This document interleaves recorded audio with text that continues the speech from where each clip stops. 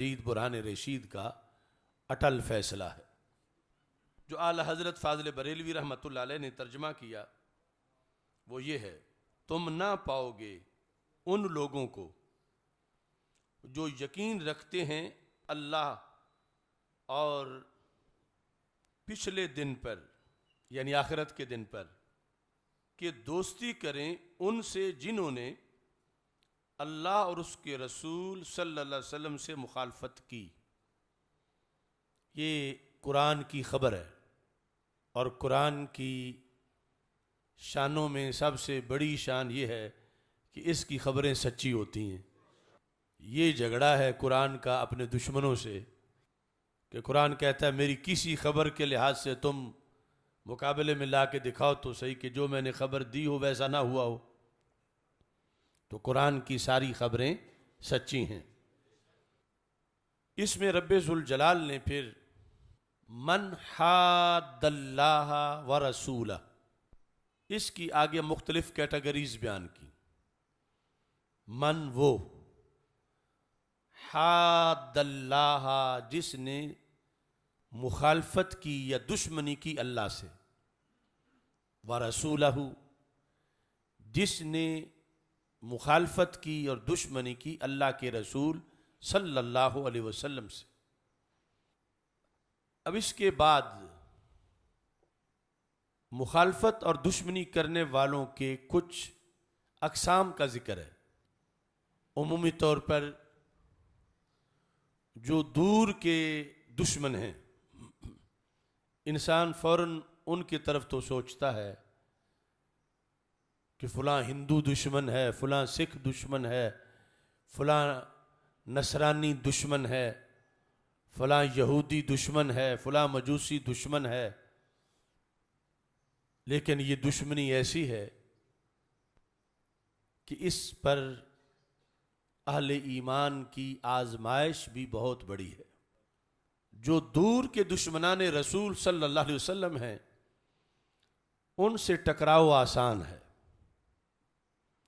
लेकिन खुदा नखास्ता अगर कोई करीब में दुश्मन रसूल सल्लल्लाहु अलैहि वसल्लम हो तो कुरान तो उसके लिहाज से भी हुक्म दे रहा है। वो दुश्मन हो सकता है तुम्हारे शहर में हो, बल्कि महल्ले में हो, माज़अल्लाह ये भी मुमकिन है कि घर में हो। तो कुरान का हुक्म बराबर है कि मोमिन ऐसा नहीं हो सकता कि मोमिन भी हो और दुश्मन नबी से प्यार भी करे। तो कुरान मजीद बुरहान रशीद ने जहां आजमाइश ज्यादा थी, फिर बतौर खास उनका जिक्र किया। दुश्मन हो फ्रांस में हो, कोई क्रिश्चियन हो, दुश्मन हो यहूद में हो, कोई यहूदी हो, उसके लिहाज से भी हुक्म है उससे प्यार ना हो। मोमिन है तो उससे प्यार ना करे, बल्कि उससे दुश्मनों जैसा मामला रखे। लेकिन अल्लाह अलीमुम बिज़ाति सुदूर है, वो इंसान की इस मशीनरी का खालिक है।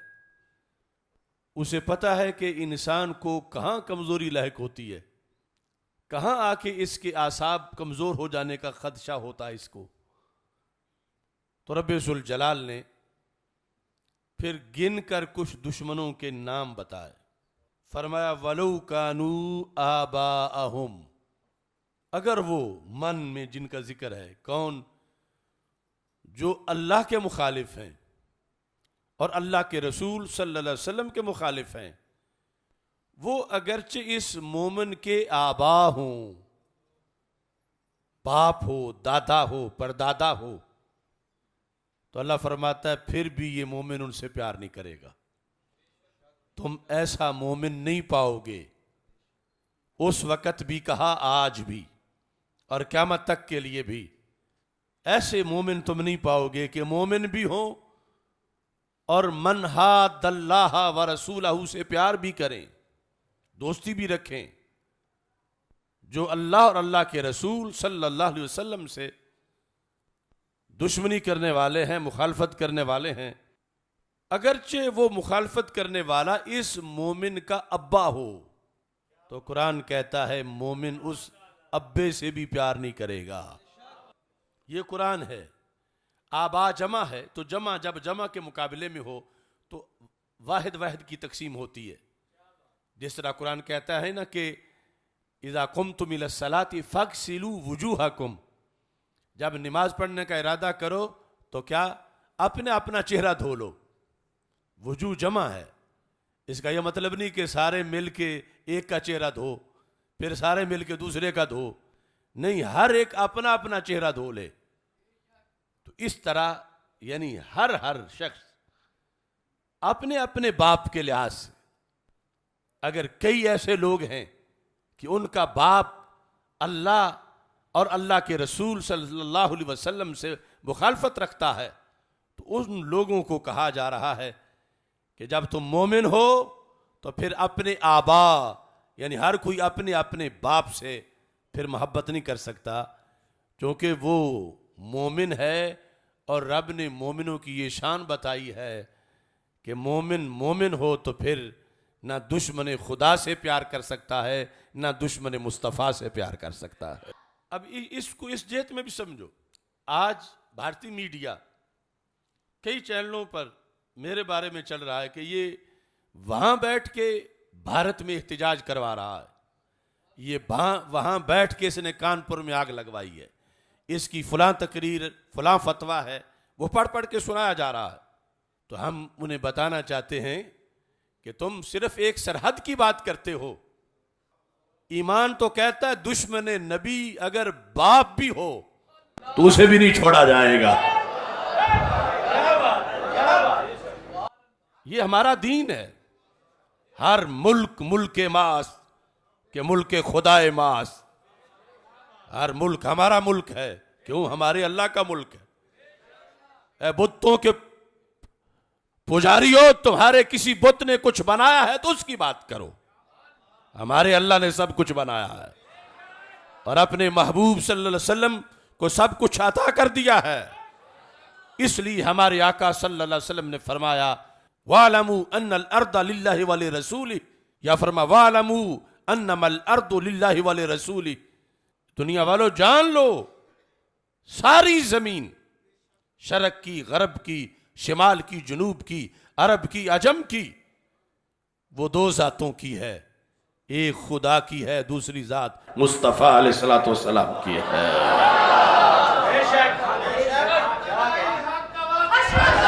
तो ये हमारा दीन है। यहां तो मन हादल्लाह व रसूला, इसमें अगर बाप भी उस जुमरे में शुमार होगा तो उसका बाप होना नहीं देखा जाएगा, उसका दुश्मन नबी होना देखा जाएगा।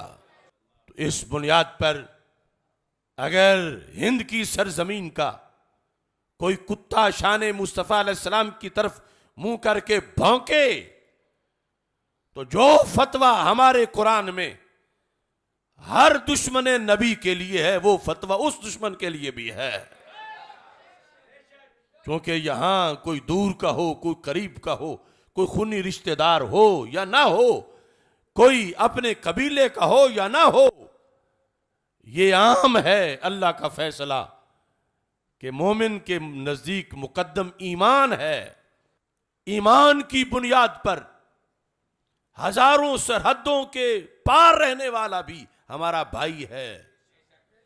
और अगर माज़अल्लाह ये रिश्ता ना रहे किसी से, वो सगा भाई क्यों ना हो, तो फिर भी मनहाद अल्लाह में आने के बाद उसके लिए वही फतवा होगा जो किसी यहूदी के लिए है, जो किसी नसरानी के लिए है, जो किसी हिंदू के लिए है, जो किसी सिख के लिए है।